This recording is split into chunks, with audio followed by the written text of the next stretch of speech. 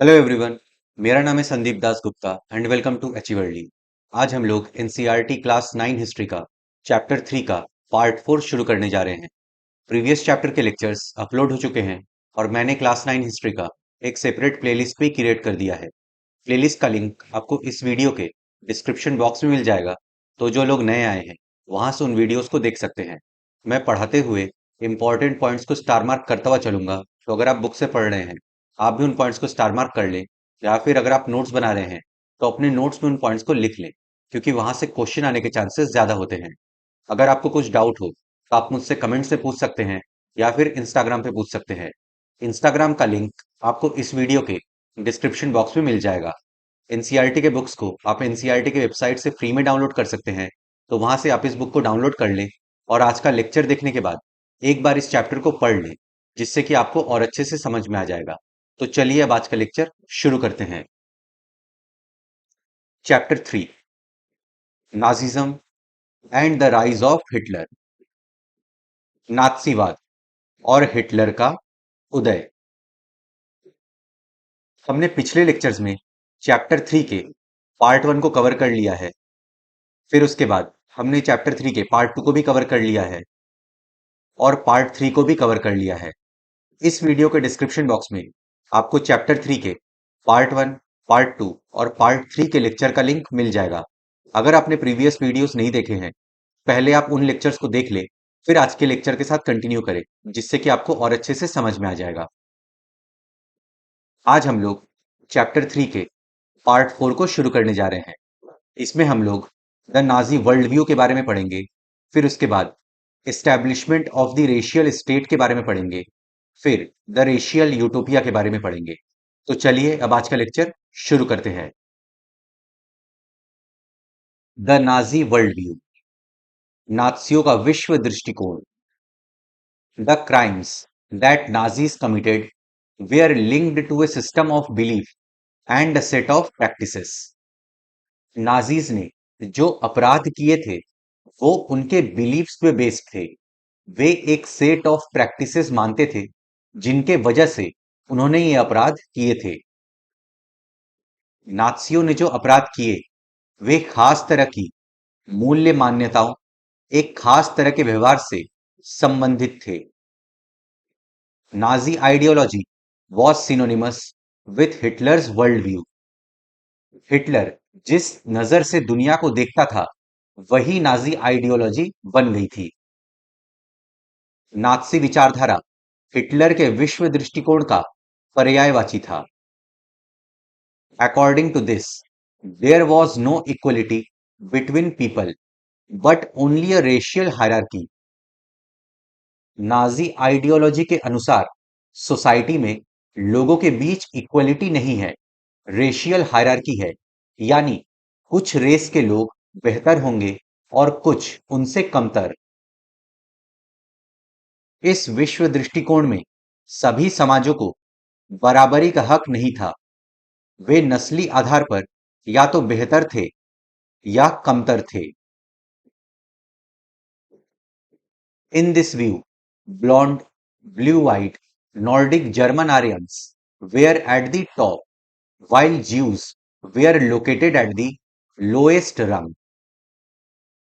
इस आइडियोलॉजी, इस दृष्टिकोण के अनुसार blond, blue eyed Nordic German Aryans racial hierarchy में टॉप पे थे और ज्यूज इस हायरार्की में सबसे नीचे थे। इस नजरिए में ब्लॉन्ड, नीली आंखों वाले नॉर्डिक जर्मन आर्य सबसे ऊपरी और यहूदी सबसे निचली पायदान पर आते थे। Nordic German Aryans, one branch of those classified as Aryans, they lived in north European countries and had German और related origin. Nordic German Aryans Aryans की शाखा है। Nordic German Aryans north European countries में रहते थे और German या फिर उससे रिलेटेड ओरिजिन के थे। नॉर्डिक जर्मन आर्य, आर्य बताए जाने वालों की एक शाखा। ये लोग उत्तरी यूरोपीय देशों में रहते थे और जर्मन या मिलते जुलते मूल के लोग थे। They came to be regarded as an anti-race, the arch-enemies of the Aryans. Juice को एंटी रेस यानी नस्ल विरोधी मानते थे और ज्यूस को आर्यंस का आर्च एनिमी यानी कट्टर शत्रु मानते थे। यहूदियों को नस्ल विरोधी यानी आर्यों का कट्टर शत्रु माना जाता था। All other colored people were placed in between depending upon their external features. Nordic German Aryans top पे थे, ज्यूस सबसे नीचे थे और बाकी जो रंग रूप वाले लोग थे उन्हें उनके एक्सटर्नल फीचर्स के अकॉर्डिंग बीच में रखा गया था। बाकी तमाम समाजों को उनके बाहरी रंग रूप के हिसाब से जर्मन आर्यों और यहूदियों के बीच में रखा गया था। Hitler's racism borrowed from thinkers like Charles Darwin and Herbert Spencer. Hitler अपनी इस आइडियोलॉजी को थिंकर्स के थ्योरीज से जस्टिफाई करने की कोशिश करता था। उसने चार्ल्स डार्विन और हर्बर्ट स्पेंसर के थ्योरीज का सहारा लिया था। हिटलर की नस्ली सोच चार्ल्स डार्विन और हर्बर्ट स्पेंसर जैसे विचारकों के सिद्धांतों पर आधारित थी। Darwin was a natural scientist who tried to explain the creation of plants and animals through the concept of evolution and natural selection. Charles Darwin एक नेचुरल साइंटिस्ट थे। उन्होंने कहा था कि एवोल्यूशन और नेचुरल सिलेक्शन के प्रोसेस से ही plants और एनिमल्स का क्रिएशन हुआ है। डार्विन प्रकृति विज्ञानी थे जिन्होंने विकास और प्राकृतिक चयन की अवधारणा के जरिए पौधों और पशुओं की उत्पत्ति की व्याख्या का प्रयास किया था। Herbert Spencer later added the idea of survival of the fittest. Herbert Spencer ने इसमें अपना एक थ्योरी दिया जिसे सर्वाइवल ऑफ द फिटेस्ट के नाम से जाना जाता है, यानी जो सबसे फिट है, योग्य है, वही सरवाइव करेगा, जिंदा बचेगा। बाद में हर्बर्ट स्पेंसर ने अतिजीविता का सिद्धांत सर्वाइवल ऑफ द फिटेस्ट, जो सबसे योग्य है वही जिंदा बचेगा, ये विचार दिया। According to this idea only those species survived on earth that could adapt themselves to changing climatic conditions. Survival of the fittest theory का मतलब है कि सिर्फ वही स्पीसीज इस पृथ्वी पर सरवाइव कर सकते हैं जो बदलते क्लाइमेटिक कंडीशंस के साथ खुद को ढाल ले। इस विचार का मतलब ये था कि जो प्रजातियां बदलती हुई वातावरणीय परिस्थितियों के अनुसार खुद को ढाल सकती हैं, वही पृथ्वी पर जिंदा रहती हैं। We should bear in mind that Darwin never advocated human intervention in what he thought was a purely natural process of selection. देखिए, हमें यह बात ध्यान रखनी चाहिए कि जब डार्विन ने नेचुरल सिलेक्शन का थ्योरी दिया था, उसमें सिर्फ नेचुरल प्रोसेस था, ह्यूमन इंटरवेंशन यानी इंसानी हस्तक्षेप नहीं था। यहां हमें इस बात का ध्यान रखना चाहिए कि डार्विन ने चयन के सिद्धांत को एक विशुद्ध प्राकृतिक प्रक्रिया कहा था और उसमें इंसानी हस्तक्षेप की वकालत कभी नहीं की। However, his ideas were used by racist thinkers and politicians to justify imperial rule over conquered peoples. लेकिन इन थ्योरीज का इस्तेमाल रेशियल थिंकर्स और पॉलिटिशियंस करते थे ताकि अपने इंपीरियल रूल को जस्टिफाई कर सकें। लेकिन नस्लवादी विचारकों और राजनेताओं ने पराजित समाजों पर अपने साम्राज्यवादी शासन को सही ठहराने के लिए डार्विन के विचारों का सहारा लिया। The Nazi argument was simple, the strongest race would survive and the weak ones would perish. Nazis के आर्ग्यूमेंट सिंपल थे। उनका कहना था कि जो स्ट्रॉन्गेस्ट रेस है वो ही सरवाइव करेगी और वीकेस्ट रेस नष्ट हो जाएगी।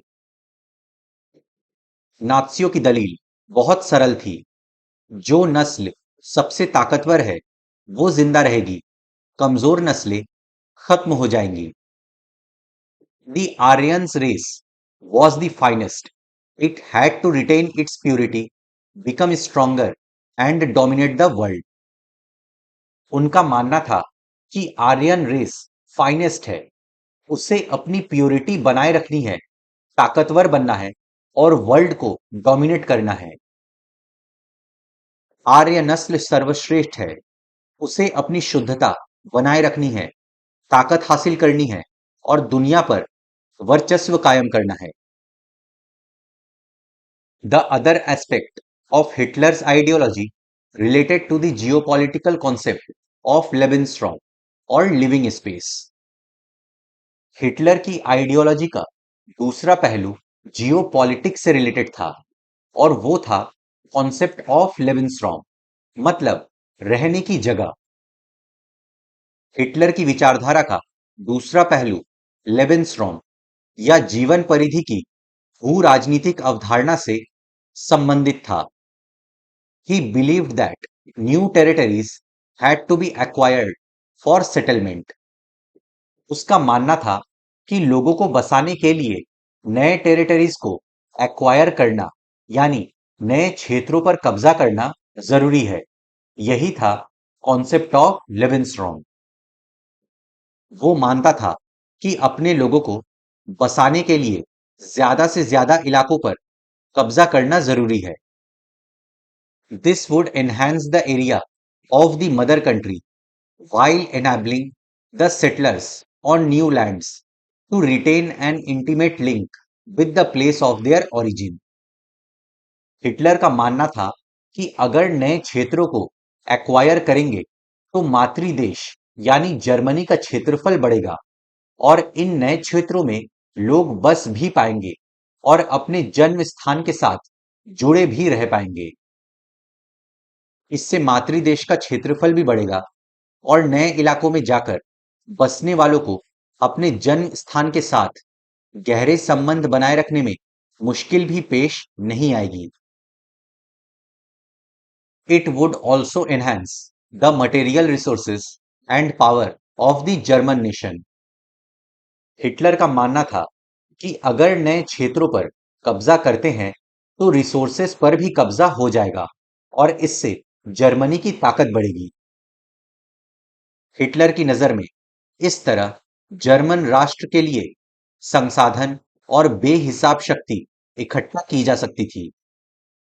Hitler intended to extend German boundaries by moving eastwards to concentrate all Germans geographically in one place. Hitler eastern side में जर्मनी की सीमा को बढ़ाना चाहता था ताकि सभी जर्मन जियोग्राफिकली एक जगह रह सके। पूरब में हिटलर जर्मन सीमाओं को और फैलाना चाहता था ताकि सारे जर्मनों को भौगोलिक दृष्टि से एक ही जगह इकट्ठा किया जा सके। Poland become the laboratory for this experimentation. Poland इस धारणा की पहली प्रयोगशाला बना। अब हम लोग का नेक्स्ट टॉपिक है establishment of the racial state, नस्लवादी राज्य की स्थापना। Once in power, the Nazis quickly began to implement their dream of creating an exclusive racial community of pure Germans by physically eliminating all those who were seen as undesirable in the extended empire. जैसे ही Nazis power में आए, वे pure Germans की एक exclusive racial community बनाने के सपने पर काम करने लगे। सबसे पहले एक्सटेंडेड जर्मन एम्पायर में नाजीज जिन्हें अनडिजायरेबल मानते थे उन्हें फिजिकली एलिमिनेट करने लगे यानी खत्म करने लगे। सत्ता में पहुंचते ही नात्सियों ने शुद्ध जर्मनों के विशिष्ट नस्ली समुदाय की स्थापना के सपने को लागू करना शुरू कर दिया। सबसे पहले उन्होंने विस्तारित जर्मन साम्राज्य में मौजूद उन समाजों या नस्लों को खत्म करना शुरू किया जिन्हें वे अवांछित मानते थे। Nazis wanted only a society of pure and healthy Nordic Aryans. They alone were considered desirable. Nazis एक ऐसा समाज चाहते थे जिसमें केवल प्योर और हेल्दी नॉर्डिक आर्यंस रहे।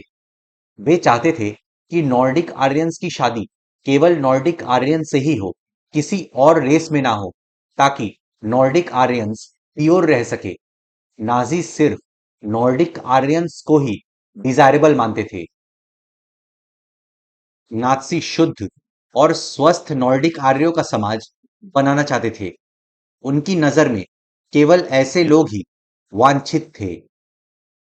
Only they were seen as worthy of prospering and multiplying against all others who were classed as undesirable. Nazi सिर्फ नॉर्डिक आर्यंस को ही वर्दी मानते थे जिन्हें प्रॉस्पर होने का हक था, और उन्हें ही वंश विस्तार के योग्य मानते थे। बाकी सबको अनडिजायरेबल मानते थे। केवल ये लोग ही थे जिन्हें तरक्की और वंश विस्तार के योग्य माना जा सकता था। बाकी सब अवांछित थे। This meant that even those Germans who were seen as impure or abnormal had no right to exist. Nazi जिन जर्मन्स को अनडिजायरेबल मानते थे, उन्हें जिंदा रहने का भी हक नहीं था। इसका मतलब ये निकला कि ऐसे जर्मनों को भी जिंदा रहने का कोई हक नहीं है जिन्हें नात्सी अशुद्ध या असामान्य मानते थे। Under the euthanasia program, Helmut's father, along with other Nazi officials, had condemned to death many Germans who were considered mentally or physically unfit. Euthanasia programme के अंडर हेलमुट के पिता और दूसरे नाजी ऑफिशियल्स जिन जर्मन्स को physically और mentally unfit मानते थे, उन्हें मौत के घाट उतार दिया जाता था। यूथेनेशिया दया मृत्यु कार्यक्रम के तहत बाकी नात्सी अफसरों के साथ साथ हेलमुट के पिता ने भी असंख्य ऐसे जर्मनों को मौत के घाट उतारा था जिन्हें वो मानसिक या शारीरिक रूप से अयोग्य मानते थे। Jews were not the only community classified as undesirable. There were others. सिर्फ ज्यूज ही अनडिजायरेबल नहीं थे, बल्कि दूसरे भी थे। केवल यहूदी ही नहीं थे जिन्हें अवांछितों की श्रेणी में रखा जाता था। इनके अलावा भी कई नस्लें थीं जो इसी नियति के लिए अभिशप्त थी। Many gypsies and blacks living in Nazi Germany were considered as racial inferiors who threatened the biological purity of the superior Aryan race. They were widely persecuted. Nazi Germany में बहुत सारे जिप्सीज और ब्लैक पीपल रहते थे जिन्हें racially inferior consider किया जाता था। नाजी ऐसा मानते थे कि जिप्सीज और ब्लैक्स सुपीरियर आर्यन रेस के लिए खतरा है। जिप्सीज और ब्लैक्स को परसिक्यूट किया जाता था। जर्मनी में रहने वाले जिप्सियों और अश्वेतों की पहले तो जर्मन नागरिकता छीन ली गई और बाद में उन्हें मार दिया गया। Gypsy, the groups that were classified as gypsy had their own community identity. Sinti and Roma were two such communities. Many of them traced their origin to India. Gypsy group की अपनी खुद की कम्युनिटी आइडेंटिटी होती थी। सिंती और रोमा ऐसे दो community थे। जिप्सी जिप्सी के नाम से श्रेणीबद्ध किए गए समूहों की अपनी सामुदायिक पहचान थी। सिंती और रोमा ऐसे ही दो समुदाय थे। Even Russians and Poles were considered subhuman and hence undeserving of any humanity. Russia और पोलैंड के लोगों को भी सब ह्यूमन समझा जाता था और नाजी ऐसा मानते थे कि वे ह्यूमैनिटी डिजर्व नहीं करते। रूसी और पॉलिश मूल के लोगों को भी मनुष्य से कमतर माना गया। When Germany occupied Poland and parts of Russia, captured civilians were forced to work as slave labor. जब जर्मनी ने पोलैंड पर रशिया के कुछ पार्ट्स पर कब्जा किया था, तो वहां पर जिन सिविलियंस को कैप्चर किया गया था, उन्हें स्लेव लेबर बनाकर उनसे मजदूरी करवाया जाता था। जब जर्मनी ने पोलैंड और रूस के कुछ हिस्सों पर कब्जा कर लिया, तो स्थानीय लोगों को भयानक परिस्थितियों में गुलामों की तरह काम पर झोंक दिया गया।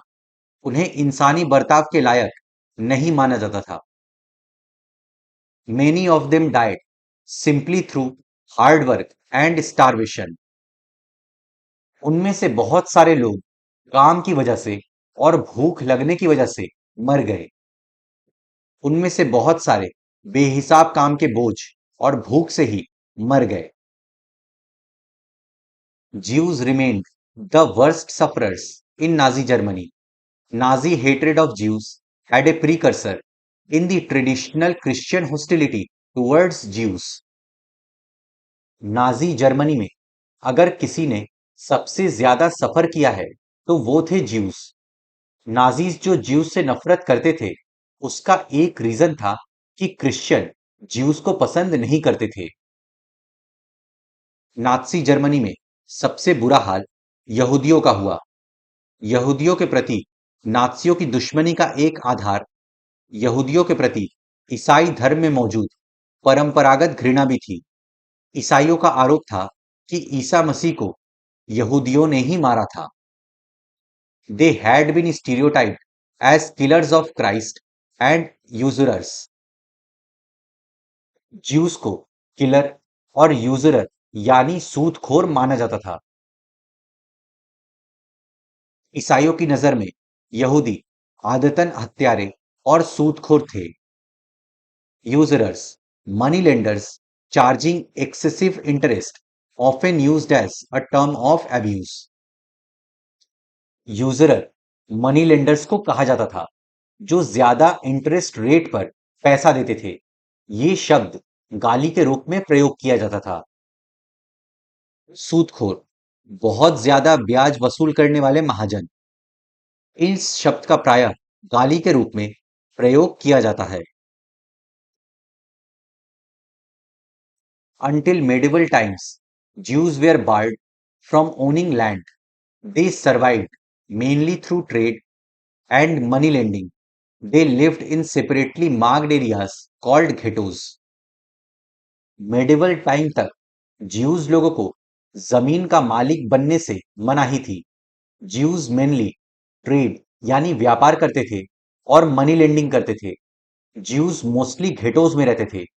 घेटोज उन इलाकों को बोला जाता है जहां एक कम्युनिटी के लोग एक साथ रहते हैं। मध्यकाल तक यहूदियों को जमीन का मालिक बनने की मनाही थी। ये लोग मुख्य रूप से व्यापार और धन उधार देने का धंधा करके अपना गुजारा चलाते थे।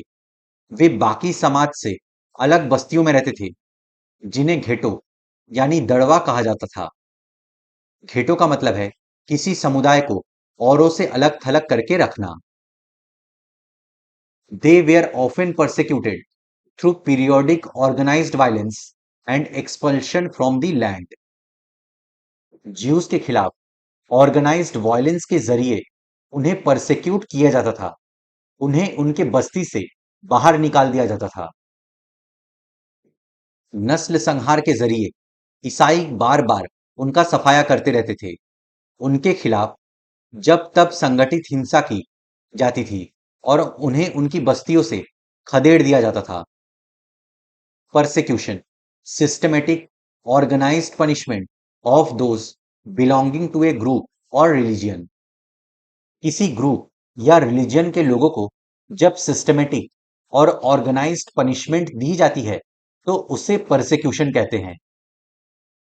उत्पीड़न, किसी समूह या धर्म से संबंधित लोगों को व्यवस्थित संगठित सजा। but Christianity still gave them a way to escape. This was the path of religious conversion. लेकिन क्रिश्चियनिटी ने ज्यूस को बचने का एक रास्ता दिया हुआ था और वो था धर्म परिवर्तन का रास्ता। लेकिन ईसाइयत ने उन्हें बचने का एक रास्ता फिर भी दिया हुआ था। ये धर्म परिवर्तन का रास्ता था। In modern times many Jews converted to Christianity and consciously assimilated into German culture. Modern times में बहुत सारे ज्यूज क्रिश्चियनिटी में कन्वर्ट हो गए और जर्मन कल्चर में घुल मिल गए। आधुनिक काल में बहुत सारे यहूदियों ने ईसाई धर्म अपना लिया और जानते बूझते हुए जर्मन संस्कृति में ढल गए। However, Hitler's hatred of Jews was based on pseudo-scientific theories of race, which held that conversion was no solution to the Jewish problem. लेकिन ज्यूज के प्रति हिटलर की जो नफरत थी वो pseudo scientific theories of race पे बेस्ड थी। सूडो साइंटिफिक इसलिए क्योंकि हिटलर साइंटिफिक थ्योरीज का इस्तेमाल करके अपनी बात जस्टिफाई करने की कोशिश करता था, जबकि साइंटिफिक थ्योरीज में ऐसा कुछ नहीं कहा गया था। हिटलर ज्यूज को ज्यूइश प्रॉब्लम मानता था और उसका कहना था कि धर्म परिवर्तन से कुछ नहीं होगा। लेकिन यहूदियों के प्रति हिटलर की घृणा तो नस्ल के छद्म वैज्ञानिक सिद्धांतों पर आधारित थी। इस नफरत में यहूदी समस्या का हल धर्मांतरण से नहीं निकल सकता था। It could be solved only through their total elimination. Hitler का मानना था कि ज्यूइश प्रॉब्लम से निकलने के लिए ज्यूस को पूरे तरीके से एलिमिनेट करना होगा। हिटलर की दृष्टि में इस समस्या का सिर्फ एक ही हल था, यहूदियों को पूरी तरह खत्म कर दिया जाए। From 1933 to 1938, the Nazis terrorized, pauperized, and segregated the Jews, compelling them to leave the country.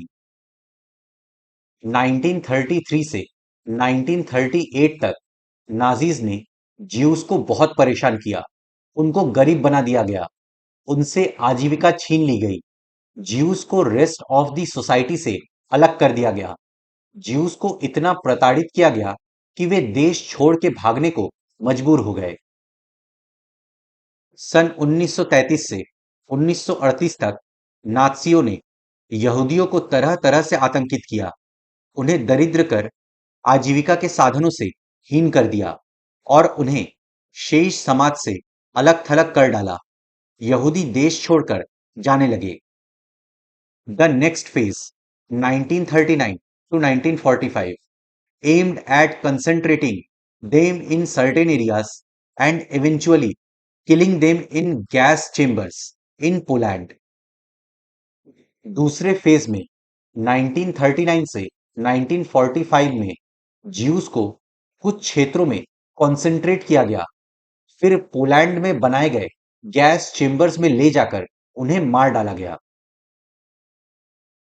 1939 से 45 के दूसरे दौर में यहूदियों को कुछ खास इलाकों में इकट्ठा करने और अंततः पोलैंड में बनाए गए गैस चेम्बरों में ले जाकर मार देने की रणनीति अपनाई गई। अब हम लोग का नेक्स्ट टॉपिक है द रेशियल यूटोपिया, नस्ली कल्पना लोग, utopia. Under the shadow of war, the Nazis proceeded to realise their murderous racial ideal. War की आड़ में नाजीज अपने रेशियल आइडियोलॉजी को पूरा कर रहे थे और लोगों की हत्या कर रहे थे। युद्ध के साय में नात्सी अपने कातिलाना नस्लवादी कल्पनालोक या आदर्श विश्व के निर्माण में लग गए। Genocide and war became two sides of the same coin. Genocide और वॉर एक ही सिक्के के दो पहलू बन गए थे। जनसंहार और युद्ध एक ही सिक्के के दो पहलू बन गए। Occupied Poland was divided up. Much of northwestern Poland was annexed to Germany. Poland को डिवाइड कर दिया गया था। नॉर्थ वेस्टर्न पोलैंड को जर्मनी में मिला लिया गया। पराजित पोलैंड को पूरी तरह तहस नहस कर दिया गया। उत्तर पश्चिमी पोलैंड का ज्यादातर हिस्सा जर्मनी में मिला लिया गया। Poles were forced to leave their homes and properties behind to be occupied by ethnic Germans brought in from occupied Europe. Poland के लोगों को अपना घर बार छोड़कर भागने के लिए विवश किया गया ताकि यूरोप के विभिन्न हिस्सों पर जहां पर जर्मनी ने कब्जा किया था वहां से जर्मन लोगों को पोलैंड में बसाया जा सके। पोलैंड के लोगों को अपने घर और माल असबाब छोड़कर भागने के लिए मजबूर किया गया ताकि जर्मनी के कब्जे वाले यूरोप में रहने वाले जर्मनों को वहां लाकर बसाया जा सके। Poles were then herded like cattle in the other part, called the general government, the destination of all undesirables of the empire. Poland के मूल लोगों को कैटल्स की तरह खदेड़कर जनरल गवर्नमेंट नामक दूसरे हिस्से में पहुंचा दिया गया जहां पे जर्मन साम्राज्य के अनडिजायरेबल लोग रहते थे। इसके बाद पोलैंड वासियों को मवेशियों की तरह खदेड़कर जनरल गवर्नमेंट नामक दूसरे हिस्से में पहुंचा दिया गया। जर्मन साम्राज्य में मौजूद तमाम अवांछित तत्वों को जनरल गवर्नमेंट नामक इसी इलाके में लाकर रखा जाता था। Members of the Polish intelligentsia were murdered in large numbers in order to keep the entire people intellectually and spiritually servile. Poland के बुद्धिजीवियों को बड़े लेवल पर मौत के घाट उतारा गया ताकि पोलैंड के सोसाइटी को इंटेलेक्चुअल लेवल पर और स्पिरिचुअल लेवल पर कमजोर किया जा सके। पोलैंड के बुद्धिजीवियों को बड़े पैमाने पर मौत के घाट उतारा गया। ये पूरे पोलैंड के समाज को बौद्धिक और आध्यात्मिक स्तर पर गुलाम बना लेने की चाल थी। Polish children who looked like Aryans were forcibly snatched from their mothers and examined by race experts. Poland में जो बच्चे आर्यंस के तरह दिखते थे उन्हें उनकी मां से छीनकर जांच के लिए रेस एक्सपर्ट्स के पास भेजा जाता था। आर्य जैसे लगने वाले पोलैंड के बच्चों को उनके मां बाप से छीनकर जांच के लिए नस्ल विशेषज्ञों के पास पहुंचा दिया गया। If they passed the race tests, they were raised in German families, and if not, they were deposited in orphanages where most perished. अगर वे बच्चे रेस टेस्ट में कामयाब हो जाते थे तो उन्हें जर्मन फैमिलीज को सौंप दिया जाता था और अगर वे फेल हो जाते थे तो उन्हें अनाथ आश्रम में डाल दिया जाता था जहां पर वे बच्चे सरवाइव नहीं कर पाते थे। अगर वे नस्ली जांच में कामयाब हो जाते तो उन्हें जर्मन परिवारों में पाला जाता और अगर ऐसा नहीं होता तो उन्हें अनाथ आश्रमों में डाल दिया जाता जहां उनमें से ज्यादातर मर जाते थे। With some of the largest ghettos and gas chambers, the general government also served as the killing fields for the Jews. General government इलाके में बहुत बड़े घेटोस थे जहां एक कम्युनिटी के लोगों को रखा जाता था। वहां पर गैस चेम्बर्स भी थे जहां ज्यूस को मारा जाता था।